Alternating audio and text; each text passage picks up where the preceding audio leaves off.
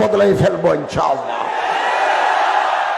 আমরা সিদ্ধান্ত নিয়েছি, আমরা যারা উপদেষ্টা, প্রধান উপদেষ্টা থেকে আমি পর্যন্ত, আমরা রাষ্ট্রকে হিসাব দিচ্ছি আমাদের সম্পত্তি কত আছে। দেওয়া শুরু হয়ে গেছে, আমিও দেব। আমার কিছু জমিনের রেকর্ড লাগবে, এই জন্য আমারটা একটু দেরি হচ্ছে। আমরা যেদিন বিদায় নেব, এক পয়সা আমাদের বাঁচবে না। রাষ্ট্রকে লুটিপুটে খাওয়া, এটা কোন দেশপ্রেমিক মানুষের কাজ হতে পারে না।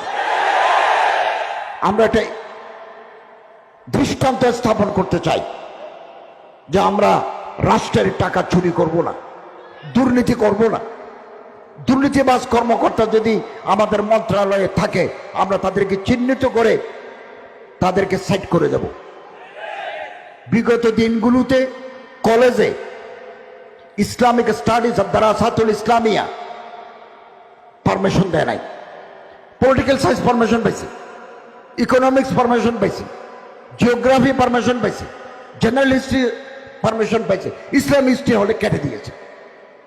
বদলাই ফেলবো, সব বদলাই ফেলবো ইনশাআল্লাহ। আগামী দিনে ইসলামিয়া দারাসাতুল ইসলামিয়া বিশ্ববিদ্যালয়ে যাদের ডিগ্রি আছে, তারা কলেজে এই সাবজেক্টের উপর পড়াশোনা করতে পারবেন। ঢাকা বিশ্ববিদ্যালয়ে মাদ্রাসার ব্যাকগ্রাউন্ড দেখলে তাদেরকে ভালো সাবজেক্ট দেওয়া হতো না, অথচ ভর্তি পরীক্ষা তার 1 নম্বর। বারবার এই গ্রুপ, ওই গ্রুপ, খ গ্রুপ, গ গ্রুপে মাদ্রাসার ছাত্ররা ফার্স্ট, তাদেরকে ঢুকতে দিচ্ছে না।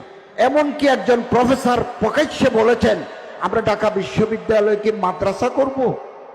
আমি তো বলি, ঢাকা বিশ্ববিদ্যালয়কে মাদ্রাসা করলে অসুবিধা কি? মাদ্রাসার ছাত্ররা যদি মেধা নিয়ে সমস্ত যোগ্যতা ফুলফিল করে ঢাকা, চট্টগ্রাম, রাজশাহী, জাহাঙ্গীরনগরে যদি ফার্স্ট হয়,